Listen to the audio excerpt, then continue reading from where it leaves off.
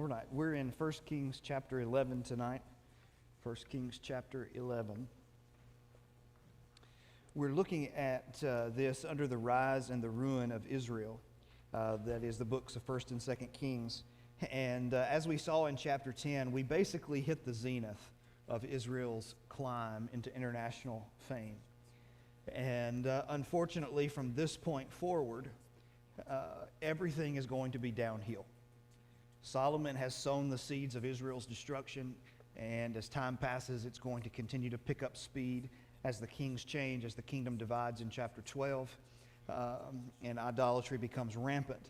That Saul, for all of his faults, did not introduce idolatry to Israel. David, even though he had a couple of monumental blunders, didn't introduce idolatry into Israel. He stayed faithful to God. Solomon, the man of the greatest privilege of all, was the one who sowed the seeds of destruction in the midst of his prosperity. And so that's what we're going to see tonight. And what we're going to see is confirmed what we've somewhat been suspicious of as we've watched the text unfold. As we've watched the text unfold, we get the idea that Solomon, although he is great, there are some things that just seem and feel off. Even though he's doing great financially and the nation is prospering, there are just some things that he does that are questionable. Now, this goes into how you study these books that we call Hebrew history. So the way that Hebrew history is written, and this would be anything from Joshua all the way through Esther, the way that these books are written is that they presuppose a knowledge of Genesis through Deuteronomy. Okay? And so what happens is they drop hints and they use language that's similar to the Genesis through Deuteronomy narratives. And they expect you to be able to know what Genesis through Deuteronomy says so that when you read about things in here, God doesn't have to give a commentary that says, okay, and so king did this and it was wrong. All it has to say is so-and-so king did this, and because of our familiarity with Genesis through Deuteronomy, we automatically come to the conclusion, well, of course, that was wrong. And we've seen that in little areas along the way when he starts giving away Galilean cities to a foreign king. Why is he giving away the promised land? What's he doing? And then when he's compiling all these riches, but yet God had said in Deuteronomy 17, don't do that. And we saw that God had promised to make him wealthy. That wasn't the question. But if you look at the way his wealth is described in chapter 4 and in chapter 10, it's different. The wealth in chapter 4 was focused more on what he was bringing to Israel. In chapter 10, it's focused more on himself. So there's that subtle shift that's taking place. Furthermore, we see him at the end of chapter 10 multiplying horses, going to Egypt, doing those things. Familiarity with Deuteronomy 17 again says that's wrong. He's not supposed to be doing that. He's not supposed to be multiplying horses, one, and he's certainly not supposed to go back to Egypt, two. But he did both of those things. So, where we come to tonight is all of those suspicions, those little hints that something was off, come full blown.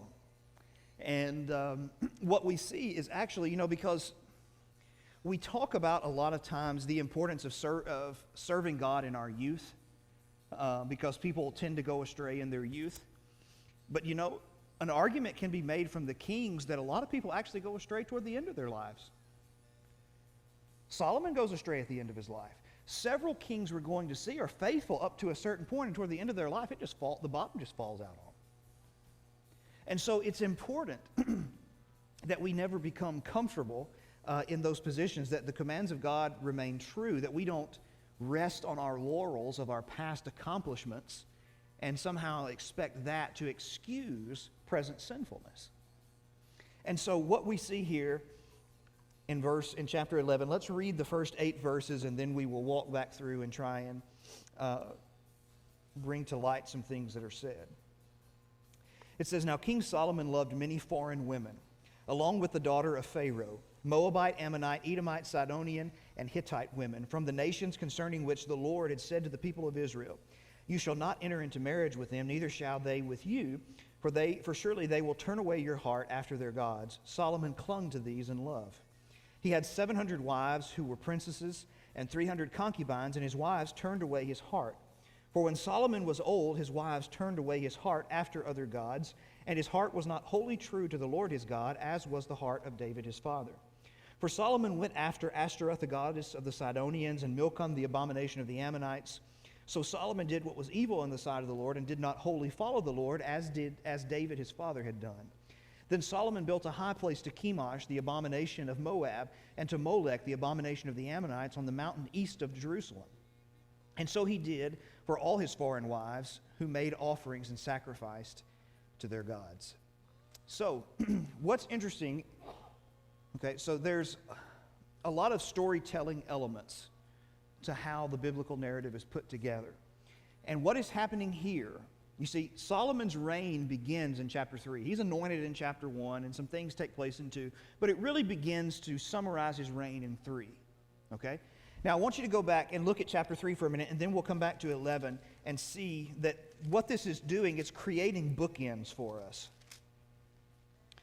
So in chapter 3, verse 1, it says, Solomon made a marriage alliance with Pharaoh, king of Egypt. He took Pharaoh's daughter and brought her into the city of David until he had finished the building of his own house and the house of the Lord and the wall around Jerusalem. The people were sacrificing at the high places, however, because no house had yet been built for the name of the Lord. Solomon loved the Lord, walking in the statutes of David his father, only he sacrificed and made offerings in the high places. So when we're introduced to the beginnings of the chronicling of his reign, there are two things that take the forefront: marriage and relationship with God. His marriage and his relationship with God. Now, in chapter 11, as we come to the end of his reign, what are these first 8 verses going to address? His marriages and his relationship with God, the way he falls out. And so what that is, sometimes that's described when we study biblical literature, it's called an inclusio. And an inclusio is basically bookends, okay? It's telling you that this is one united section that's to be studied together as a bulk. And it's communicating one message. And so Solomon starts out very strong, but he ends in an extremely poor way. And so it says, now King Solomon loved many foreign women. He loved many foreign women. Now what's interesting is when you go back to the beginning, as we said in chapter 3 and verse 3, what does it say about Solomon? Who did he love? And Solomon loved the Lord. But now what is it that characterizes him? He loves many foreign women. He's shifted his allegiances. And so it's so incredibly interesting because the relationship, the special relationship between God and Solomon began a long time ago. It actually began from the day he was born. In 2 Samuel 12, 24 and 25, you remember Solomon is the son that God gave to David and Bathsheba after their son that died because of their adulterous relationship in chapter 12. He's the son, not necessarily to replace, but he was the son that was given to comfort. And they named him Solomon, and the Bible says that the Lord loved him and sent Nathan to call him by a second name, which was Jedediah, which means beloved by the Lord. There was a special relationship between God and Solomon from the very beginning that was characterized by love and faithfulness. But now that love and that allegiance has shifted, and he's walked away from who God is. And so he says he loved many foreign women, and he goes to explain that, along with the daughter of Pharaoh. Now, Pharaoh was what we might think as the princess in Israel. She was primary wife number 1. But he also loved other women from the Moabites, the Ammonites, the Edomites, the Sidonians, and Hittite women. Now, these are all surrounding nations, and these were obviously political alliances, the reasons for which he is marrying them. And so if you look at it from purely a political, worldly stance, his marriage to all these women makes sense. But we're not looking at things from a purely worldly standpoint. And God never wanted them to look at things that way. Solomon is trying to make himself like kings of the nations. God never wanted that. God wanted a king that the nations could not understand. Why doesn't this king in Israel multiply wives to himself? Why does he actually put the needs of his people before himself? Now, unfortunately, they were never able to see that, but that's what God wanted all along. And so he's making these alliances. And then he goes on to cite this in verse 2. From the nations concerning which the Lord had said to the people of Israel, you shall not enter into marriage with them, and neither shall they with you, for they will surely turn away your hearts after their gods. This is Deuteronomy 7, 1 through 5. That's what he's referencing. God had said it. Do not, and this is what makes it This is what makes it amazing. So God had said in Deuteronomy 7 to the entire nation, don't intermarry with Gentile nations. In Deuteronomy 17, when he gave the law for kings, he said, do not marry foreign women.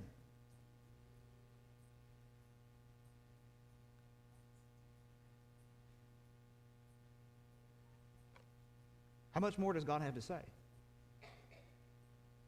But yet that's what he's doing. He's multiplying wives, and he's looking at it through his own idea. And then there's this interesting phrase that's really key. It says, Solomon clung to these in love. Now, in English we don't see it, but in Hebrew it's quite peculiar. So when it says he clung to these in love, this particular Hebrew word for cling or clung, as the ESV translates it, is used over and over again in the book of Deuteronomy. And the way it is used in Deuteronomy is used to describe the relationship of Israel to God, the love that they were supposed to have with one another. And so what the writer of 1 Kings is doing is he's using this word and saying, you know the love that Solomon was supposed to have for God, that was supposed to characterize all of Israel and God that's spoken of in Deuteronomy? He took that love and he put it upon other women. He dedicated himself to other women. It's a word play trying to emphasize the change in his allegiance to these particular women. And it gets even worse, and it says, now this is how bad it was. He had 700 wives who were princesses and 300 concubines. Concubines were second-rate wives. They were still wives, technically. They were just a second tier, which, of course, is an atrocious thing. It was a violation of God's standard from the very beginning. Polygamy happened very early on with the descendants of Cain, but it was never part of God's original design. And certainly the idea, God never wanted multiple wives, much less tier 1 wives and tier 2 wives. That's something God never wanted. Okay? And Jesus made that abundantly clear when he answered the question concerning divorce in Matthew 19. This is never what I wanted. Now notice it says that these wives, these 1,000 wives, turned away his heart. For when Solomon was old, they turned away his heart after other gods. Do you see this phrase that's repeating itself is going to keep coming? They turn away his heart. They turn away his heart. They turn away his heart. You see, marriage relationships are supposed to be those that turn hearts, that the two turn their hearts toward God. They encourage and push each other toward God. But these relationships, and this is what God's concern from the beginning, was that they would take the hearts, instead of pushing the hearts of the one to whom they were married to God, they would turn his heart away from him. And so his relationship with God is falling through, and he's going after other gods. And his heart was not wholly true to the Lord his God, as was the heart of David his father. Again, the emphasis here is not that David didn't have major blunders. He did. His sheet of blunders, of the primary ones were adultery and basically mass murder.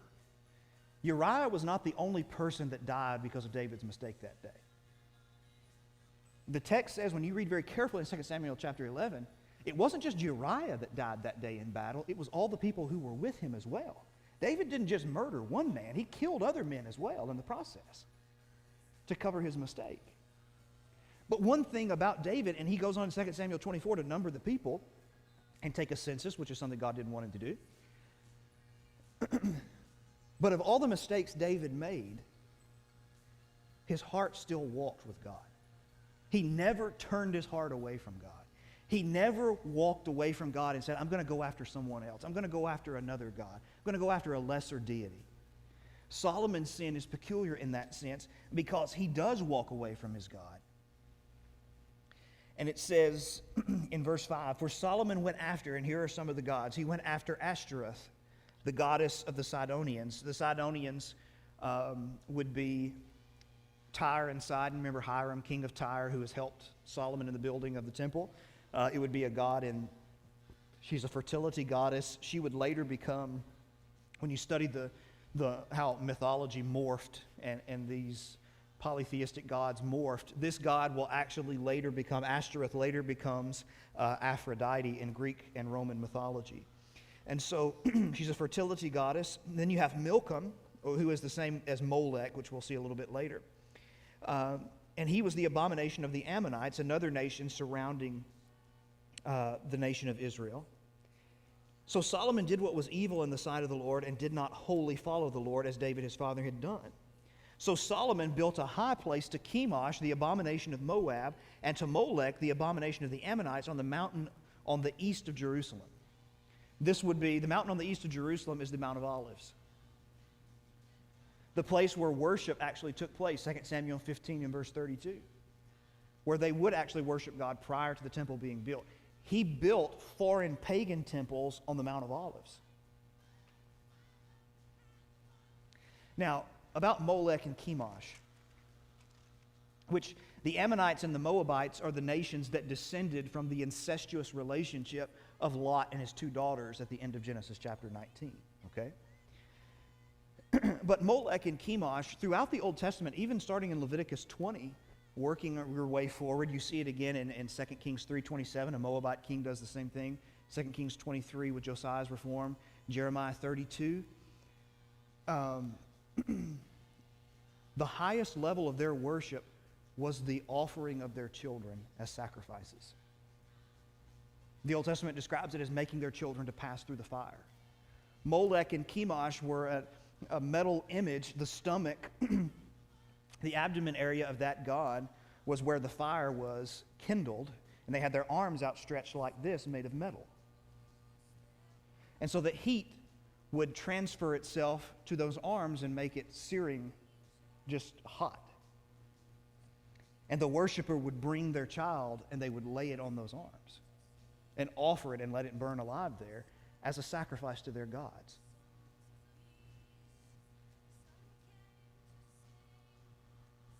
And again, 2 Kings 3:27, a Moabite king does it. It happens in Israelite history. They cause their sons and daughters to pass through the fire.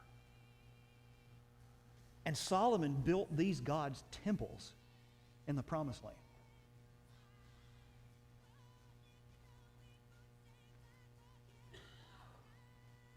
So when we read this, we're supposed to, when we read about Ashtoreth, who's given them problems from the beginning in Judges 3 or Judges 2:13 and forward, and we read about Molech and we read about Chemosh, we're supposed to sit back as we read it and gasp and go, why does he have anything to do with these people? Now think about it. The same man who prayed, we spent like an entire month in 1 Kings chapter 8 just looking at the prayer that Solomon prayed at the temple. The same man who offered a magnificent prayer to God and built a magnificent temple to God is now building temples to other idols. And what other people have observed that's so peculiar about this as well is that no kings, when you study throughout the history of time and kings, especially in the ancient Near East, none of these kings ever worshipped gods that they conquered. Why? Because they viewed, so earthly warfare was viewed as heavenly warfare. That is, so if your nation won, it meant that your gods were superior to the gods of the other nation. That's why in Daniel 1, Nebuchadnezzar takes the vessels from the house of the Lord and puts them in the vessels of his God, because his God won the victory. And so he takes the vessels of the Lord and puts them there. And so it was a playing out on earth of what was in heaven, who was the superior God. But you didn't worship gods that you had conquered, because that would mean they were lesser than your God. Okay, that was the standard practice. Here's the question then, and this is what makes it so peculiar. Why is Solomon, who has by his father conquered all these nations, these gods have been proven to be lesser gods, why is he now bowing down to them? What he is doing is unheard of by kings in these cultures. It doesn't make any sense. This is the man. Isn't it interesting that the wisest man who ever lived really didn't listen to himself?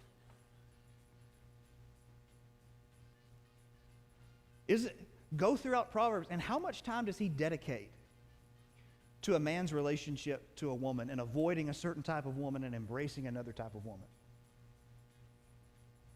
Look at him. Look at him.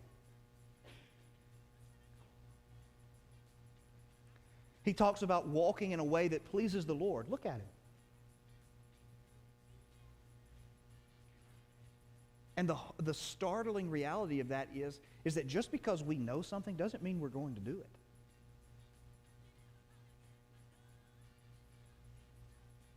People say, sometimes when we look at people that go into, when we look at Christians who go into immorality, people say, but they know better. But that's not the point.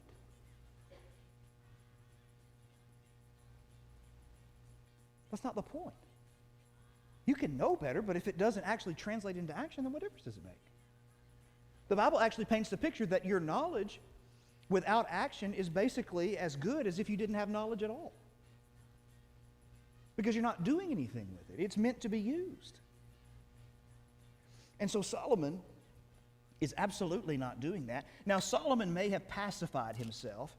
So when a lot of people, when they look at, when we look at Old Testament idolatry and polytheism, the worship of multiple gods, we usually call that polytheism, okay? Which is where you have multiple gods, you have a pantheon of gods and different things along that line. Actually, what described ancient Near Eastern mythology or worship was not so much polytheism as what is known as hinotheism, okay? So hinotheism is where you kind of have a pyramid of gods. So you have a god who is up here that sits on the pinnacle, and then all these other gods are lesser. You can recognize them, but you have your focus on one. Now, that type of thinking may have been what Solomon was doing to pacify his own conscience. Because he says, I still worship God. I built him a temple. I still do those things. I still offer my sacrifices in the temple, but I just offer sacrifices to other gods as well. I still have God at the pinnacle in henotheism. But God had said all along, the beginning of the law at Sinai was what? I am the Lord your God who brought you out of the lands of Egypt, and you will have no other gods before me. That doesn't mean, that's not a henotheistic thought of no other gods before me. Here's God one, you can have 2, 3, 4, and 5. It carries with it the idea, you'll have no other gods before me. Here is God's presence, and there are no other gods that are to be in the presence of God.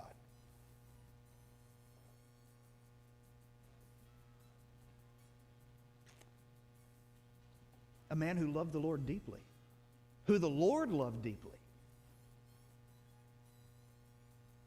And his marriages led him into a terrible fall.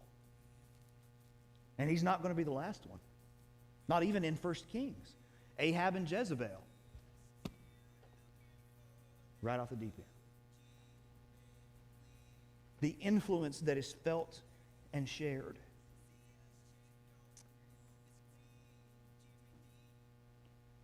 And so what we're seeing is just,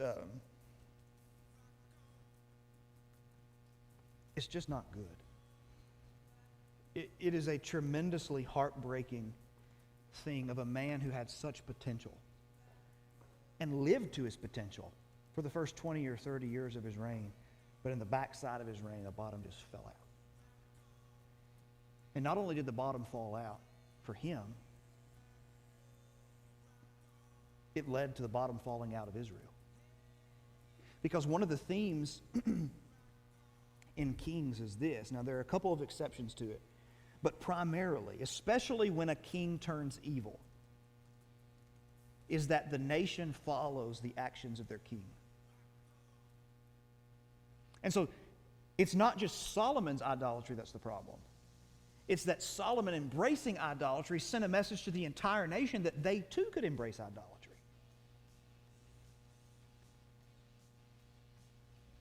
And so it wasn't just about him. He misunderstood his position as a leader in Israel and the influence he would have. And later on, actually, God is going to point out that it wasn't just Solomon, that he also influenced other people in this process. So, what does the Lord do in response? Well, he's going to, what we're going to see in verses 9 through 13 is God is going to address him directly and talk to him about what he's done. And then he's going through the rest of the chapter to raise up 3 enemies to be a thorn in the flesh of Solomon. Okay? So, listen to what God says to Solomon. It says, and the Lord was angry with Solomon. The Hebrew term here is the snorting of breath through your nostrils. I mean just on fire, angry. The Lord was angry with Solomon because his heart had turned away from the Lord, the God of Israel, who had appeared to him twice. The God of Israel who had appeared to him twice. Go throughout the Old Testament and cite the amount of people who ever had God appear to them. It's very small. And that's the point that he's making here. He's one of the few people in the history of Israel that ever had God appear to them. God appeared to him twice and specifically addressed this subject at hand. So Deuteronomy mentions it in 7. It mentions it again in 17. It mentions it to Israel in 7. It mentions it to Kings in 17. And God appears to him personally twice, and he still does it. Now, here's the thing. Before we're too quick to jump on Solomon, maybe we should turn that around on us.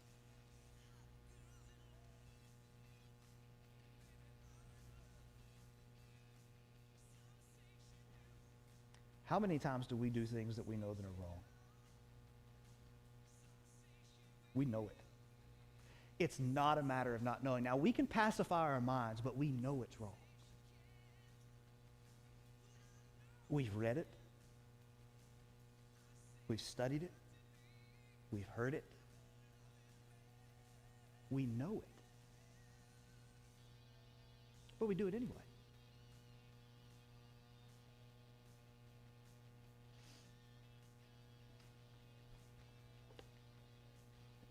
And so when we look at Solomon,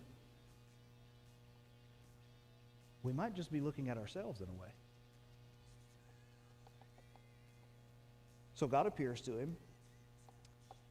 And it says, and had commanded him in these appearances concerning this thing that he should not go after other gods. Specifically talked to Solomon about idolatry.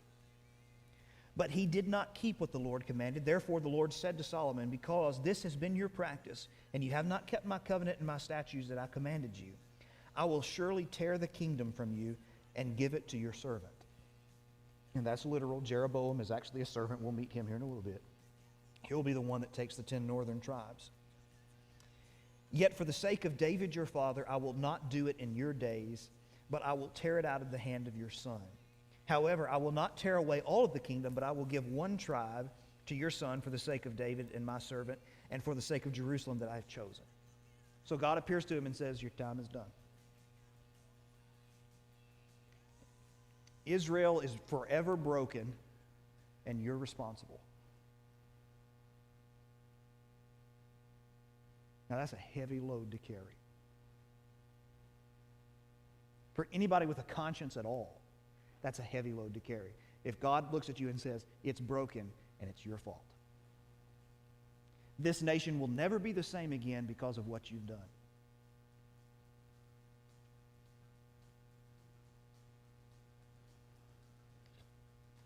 So, here's the thorns in his flesh. Now, to understand these three individuals who will be a thorn in his flesh, look at in 1 Kings chapter 5 and verse 4, speaking of Solomon's reign, it says, But now the Lord my God has given me rest on every side. There is neither adversary nor misfortune. So Solomon's reign has been characterized by peace. And so God is going to give three individuals who are going to be a thorn in his side. It says, Now the Lord raised up an adversary against Solomon, Hadad the Edomite. He was of the royal house of Edom. Which may give us hints as to why in chapter 9 and verse 18 Solomon rebuilt a couple of cities around Edom because there were problems rising. But the Edomites, of course, were descendants of Esau, and so they're distant relatives of Israel, as most of these nations are, Ammonites and Moabites and things along that line. Now this is to the south. Edom was south. It was below the Dead Sea. And so he's raising up an enemy from the south, and he gives the background to who he is. In verse 15 it says, For when David was in Edom, now it goes back to obviously the time of David, and Joab, the commander of the army, went up to bury the slain. He struck down every male in Edom. For Joab and Israel remained there 6 months until he cut off every male in Edom, trying to utterly exterminate them. But Hadad fled to Egypt together with the Edomites of his father's servants, Hadad still being a little child. And so he escapes the mass slaughter. It says, so they set out for Midian, and from there to Paran, and took men with them from Paran to Egypt, to Pharaoh, king of Egypt, who gave him a house and assigned him an allowance of food and gave him land. And Hadad found great favor in the sight of Pharaoh, that he gave him in marriage to the sister of his own wife, the sister of Tahpenes, the queen. And the sister of Tahpenes bore Genubath, which literally means to steal. And so it seems as if the way he names his son, so to steal, you can see some bitterness in the way he names his son, because he feels like David stole Edom from them. And so he chooses to name his son. And certainly he stole his childhood. He stole his father. He was killed in the process. And so you can see some resentment in there with him. And so he's weaned. He is weaned in Pharaoh's house. And verse 21, but when Hadad heard in Egypt that David slept with his fathers, and that Joab, of course, who was killed under Solomon, the commander of the army, was dead, Hadad said to Pharaoh, let me depart, that I may go to my own country. But Pharaoh said, what have you lacked with me, that you are now seeking to go to your own country? And he said to him, only let me depart. Now, this was a common thing, okay, in international relations, especially in a place like Egypt, who had been a superpower. They weren't anymore, obviously. God wrecked that for them at the Red Sea. So basically, what you would do is you would take in, well, let me back up a second. So the Promised Land is prime real estate, okay? It's prime real estate. It was the best land, hands down. God gave it to them. That's one of the reasons he gave it to them. Another reason was they would have to depend on him, because everybody would want it. And there would be nations coming to take it, and they would have to learn to depend on him to protect them. And so it's prime real estate. It's got a lot of enemies, a lot of people that want it. Egypt, of course, they've got a long history together, less than favorable, even though Solomon is married to one of the daughters of Pharaoh.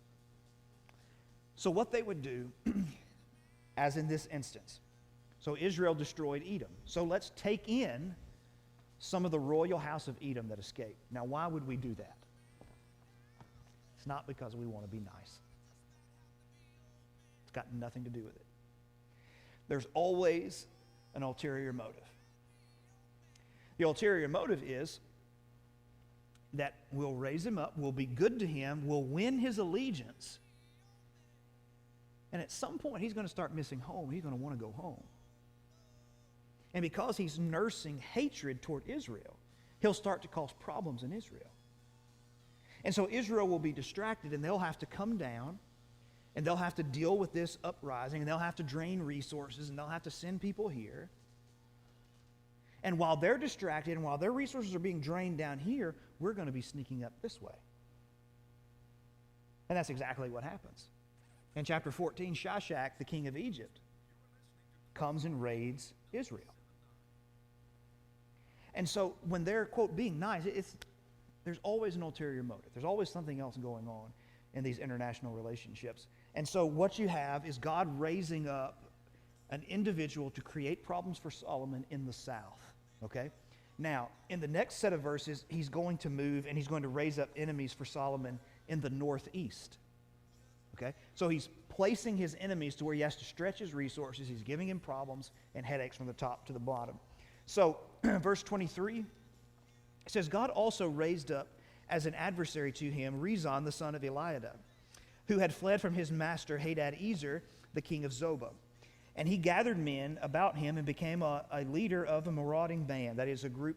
You remember, so we've been through 1 Samuel, I think, last month. You remember there was that period when David goes into the wilderness, I think in 22. Remember it says that a group of about 400 people came to him. And over time, as you watch it progress, it grows to 600 people. And you remember the incident with Nabal in 1 Samuel 25? Okay, so David is asking for repayment because he and his men had become basically a protection force. They were a marauding band. Now, they were doing it in a positive way. Obviously, in this text, it's different. But that's kind of a similar comparison to what is going on here. And so he has this band, and it says, after the killing by David, and so David had killed the individuals in this area of Zobah, 2 Samuel 8, 3, and 4. And by the way, I don't think I gave you, 2 Samuel 8, 13, and 14 is dealing with the killing of Edom and Hadad's family. So it says, and they went to Damascus and lived there and made him king in Damascus. Now the reason why that's interesting, that statement, he went to Damascus and lived there, that's interesting because Damascus is supposed to belong to Solomon. 2 Samuel 8:6, David took control of Damascus and put a garrison there. And so Solomon is slowly losing control of his kingdom. Furthermore, we're going to see this nation, the nation that's going to come from this particular individual, they're going to be known as Aram or the Arameans, and they're going to give Israel trouble for the rest of Kings up until about chapter 18 of 2 Kings, when the Assyrians put them down. So for the next couple hundred years, they're going to be a thorn in the flesh. And so, again, Solomon's mistakes translate into 2 centuries of issues. 2 centuries.